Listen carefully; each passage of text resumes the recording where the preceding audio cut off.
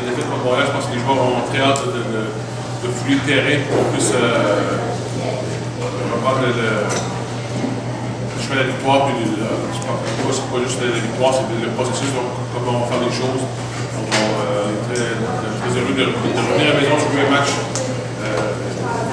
qu'on a hâte de jouer. C'est un match qui jusqu'à maintenant, on connaît une très bonne semaine de préparation. Beaucoup d'énergie, beaucoup d'enthousiasme, beaucoup très réceptif à la critique comme telle, à la critique, mais au coaching, à la critique constructive. Pour moi, je pense que c'est une très bonne semaine, un très bon point de la saison. Je pense que si je veux jamais perdre de match ou quoi que ce soit, mais je pense que la réalité, il faut que tu l'acceptes et qu'il faut qu'on comprenne que la réalité, c'est que les joueurs comprennent très bien. Ils sont plus réceptifs, leur conscience est plus présente aux entraînements. Et on connaît une très bonne semaine. Je pense que ça va juste être bon pour nous de jouer un match à la maison, un match avec une très bonne intensité, une très bon enthousiasme et surtout un bon focus collectif. Bishop Royal est quand même une équipe qui fiche perdante. La réalité, c'est qu'on les respecte quand même beaucoup parce qu'ils ont une offensive très explosive, une unité spéciale très explosive. Il y a un petit Stephen Turner, numéro 7, qui était un choix des Argos de Toronto l'année dernière. Je ne sais pas l'année dernière, mais il y a 2 ans. A été avec les Bears de Chicago, je crois aussi. Donc un joueur très explosif qui peut changer de match en tout temps. Autant que pour ses retours de beauté sur les retournées des kick-offs ainsi que sur les dégagements. Il peut aussi faire très bon à savoir de passe aussi. Donc, c'est des gars qu'il faut vérifier parce qu'il peut changer de match à lui-même. Il y a un petit joueur aussi, son nom, Fox, numéro 23, qui est un très bon receveur aussi. Jean-Baptiste, running back aussi, qui a une très bonne offensive. En défensive, ils ont quand même 2 bons secondaires qui sont très actifs en Ouest. Et l'autre, Harris, je crois son nom.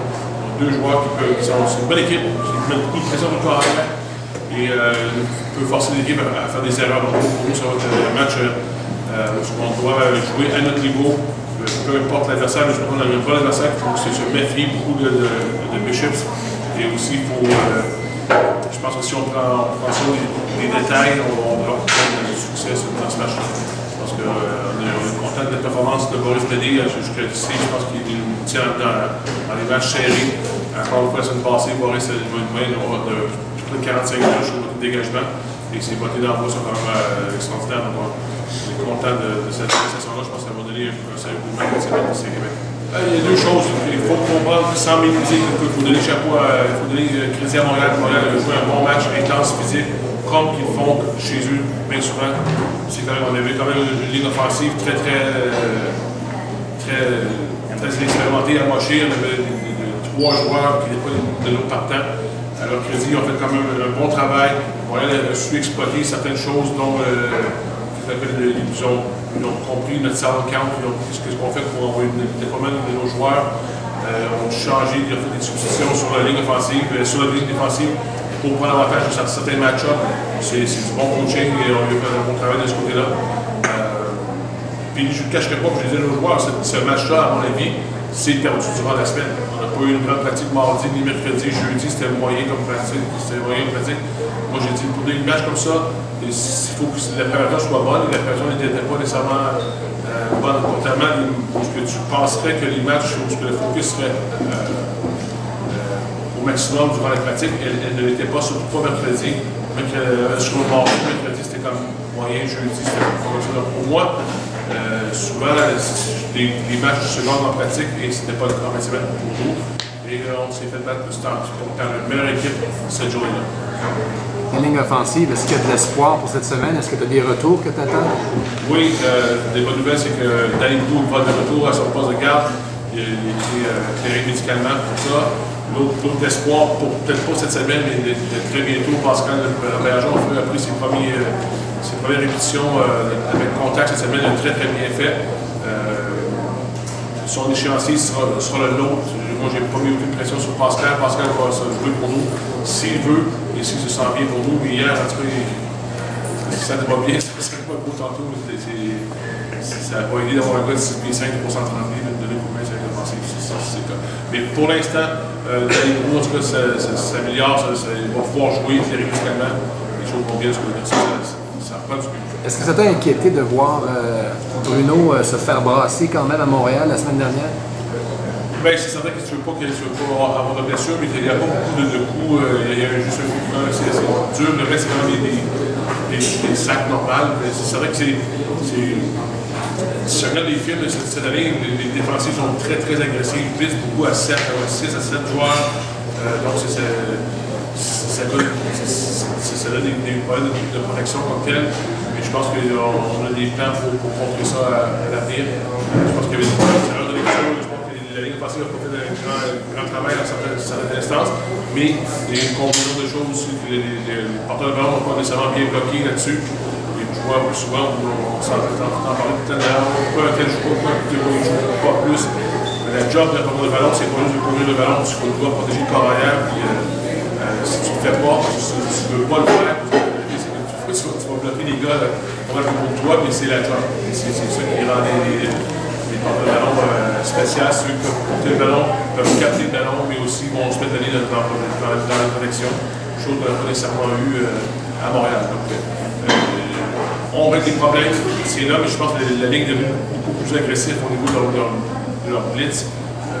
Sherbrooke, Montréal dans la semaine, McGill, ça blitz beaucoup. Donc, il faut que le ballon sorte plus rapidement aussi, faire nos lectures, mais les choses, on est convaincu qu'on peut régler beaucoup de nos problèmes. J'ai l'impression qu'il y a une certaine forme de pression que les gars se mettaient peut-être sur les épaules qui est tombée avec la défaite, le fait d'être parfait justement de. Je pense pas, honnêtement. Je pense qu'on ne parle jamais de. On n'a jamais parlé de saison parfaite. On n'a jamais parlé de semi-numéro au Canada. On n'a jamais parlé de notre ligne de victoire consécutive. On n'a jamais parlé de ces choses-là. Donc, pas chez les entraîneurs, à moins qu'ils s'en parlent dans le message, je sais pas. Mais je pense pas. Honnêtement, nous, je pense que là, c'est pas nécessairement gagner les matchs, c'est le processus de comment on fait les choses. Ça part du gérant du club au président, c'est comment on veut bien faire les choses. Si tu fais bien les choses, les grandes choses vont venir. Donc, pour nous, si tu penses à la championnat, tout de suite, tu vas avoir des problèmes. Pour un jeune, est-ce que ça peut être intimidant? Arriver dans une équipe comme ça qui était parfaite la saison dernière, qui n'a pas perdu depuis longtemps, puis de jamais l'avoir vécu, c'est. Je sais pas, mais c'est vrai, par contre, c'est le job à nous, entraîneurs et vétérans aussi, de rassurer les jeunes, tout ça. Mais comme on dit, pour nous, c'est pas la victoire à sorte parfaite, c'est jamais été notre but. On vit une semaine en semaine, on ne tient pas trop croire les journaux. Glenn Bishop, as-tu les éléments pour profiter peut-être les points faibles que vous avez présentement en raison des blessures et tout ça? Qu'est-ce que Bishop présente présentement? Je ne pense pas. J'ai des joueurs, à chaque fois que tu joues un match, tu es sur vidéo et tu laisses, comme tu sais, Samuel de Montréal, on fait une bonne job. Si vous avez coach, attendez pas de corriger les problèmes qu'on a vus pour Montréal et playoffs. Parce que qu'est-ce que tu fais sur le laisser sur le film en fin de semaine va être utilisé contre nous. Maintenant, s'il y a un blueprint ou un plan pour donner des problèmes de défensive, il est sur vidéo, il ne faut plus corriger nos problèmes maintenant. Donc, j'anticipe de voir plus de pression de Bishops.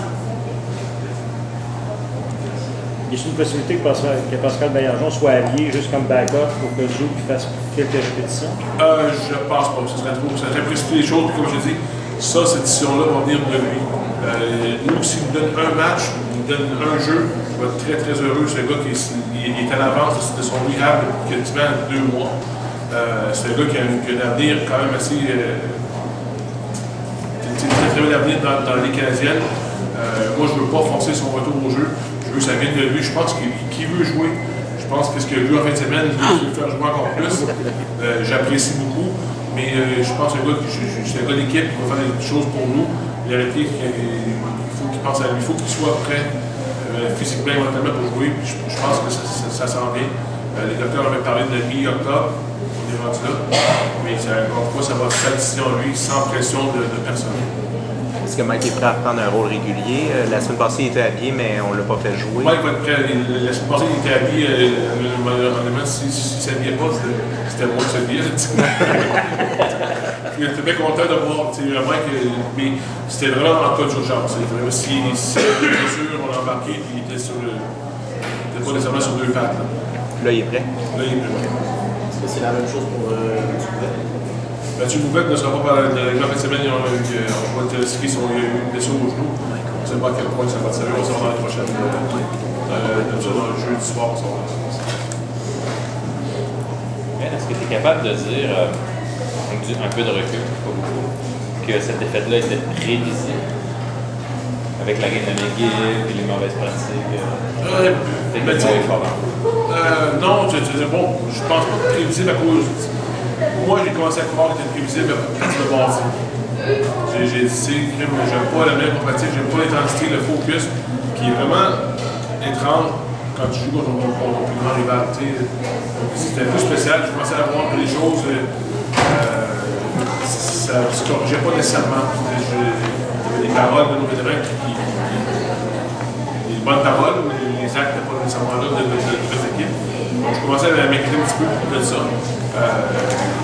Puis je sais que le mot comme organisation qu'on n'aime pas, c'est complaisance. Puis je commençais à voir ça, à partir de peut-être McGill, après ça, on a un gros match contre Concordia, puis sans manquer de respect contre Concordia, je pensais que c'était la fausse position.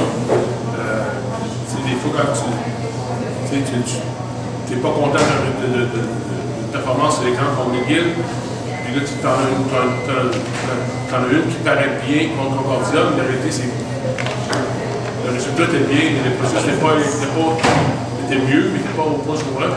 Ça, c'est rien pour voir que c'est bon track. Je commençais à avoir des doutes à partir de mardi, de passer sur la prestation à Montréal. Glenn, la conférence Québec, c'est la plus forte au pays? Encore une fois, c'est dur pour moi de dire ça. Je ne vois pas les matchs qui jouent, je ne vais pas les voir, je vais les voir plus tard dans la saison. Mais c'est une des très bonnes. Je ne sais pas si c'est la plus forte, mais c'était de parité. Je pense que les équipes qui vont faire les playoffs sont solides. Tu dois parler régulièrement, quotidiennement avec Dwayne Jones. Es-tu confortable avec ces appels de jeu offensif ou tu aimerais qu'il soit un peu plus agressif sur certains cas? Moi, je suis à l'aise avec ça. Je ne veux pas qu'on parle de rien avec ça. Je suis très à l'aise avec ce qu'il fait. Moi, je suis un coach défensif, de tout être conservateur. J'aime ça qu'on contrôle le ballon. J'aime ça qu'on prenne nos shots. J'ai eu les mêmes discussions avec Justin. Il dit, pendant X mois, j'ai eu les mêmes discussions avec Marco Gianluca. Écoute, tu reposes sur une très très bonne défensive. Je joue du bon football. Écoute, je pense qu'on tire le ballon. Je vais te demander, qu'est-ce que tu veux dire par agressif? Non, mais tu sais, des fois. Je te donne une question. Donc, déjà un peu plus élucidé, par exemple, là, essayer certains trucs, par exemple, là, Donne-moi quel est truc tu parles? je vois des passes un petit peu plus longues, ou je sais pas. Comme la passe de toucher à Julian? Non, mais ça, c'est. Non, mais je demande, comme les deux passes de toucher à Sherbrooke à Julian? Seulement la question, c'est quoi? Agressif, ça veut dire quoi? Ou essayer des nouveautés, par exemple, des play tricks ou des choses. Mais nous, on n'est pas l'équipe de trick play. Je pense qu'on est une équipe où on a du talent, on peut jouer du football intelligent, pas trop de risques. La réalité, c'est que si des fois, tu regardes les passes longues, si tu regardes les matchs qu'on Concordia, ils vantaient, c'est pas tout à fait. On a fait quand même des passes longues, je suis obligé de dire de peut-être slacker les passes longues. Mais tu sais, moi, je suis à l'aise avec ce qu'on fait. Puis j'endosse ce que je fais, on se rencontre régulièrement. J'ai aucun problème avec le play calling qu'on fait là. Il y a certaines choses qu'on doit s'ajuster dans le match. Ça, c'est mon coach de ligue offensive, c'est à moi de changer certaines choses. Mais je suis très très à l'aise avec ce qu'on a. Tirer le ballon 40 verges après la connexion. On ne veut pas m'étendre sur le sujet, mais l'histoire des bruits ajoutés à Montréal, c'est-tu quelque chose qui t'est déjà venu aux oreilles ou pas du tout? C'est venu, il y a un commentaire qui est venu à mes oreilles sur. Mais écoute, moi, il y a du coach, c'est que ici à Laval, on a beaucoup de bruit, c'est pas du bruit artificiel, c'est du bruit de foule, d'enthousiasme. La Ligue a des règlements contre du bruit artificiellement. Donc, c'est pas moi, j'ai entendu ça, j'ai pas. Écoute, qui a fait du bruit, t'as entendu par ses points, on a joué comme des pieds. Non, mais. Je sais ça, je me cacherai pas derrière du bruit, c'est certain. Mais s'il y a du bruit artificiel, c'est à la Ligue à vérifier ces choses-là. Et on a des règles contre ça. Je crois que tout le monde a une bonne éthique dans notre conférence.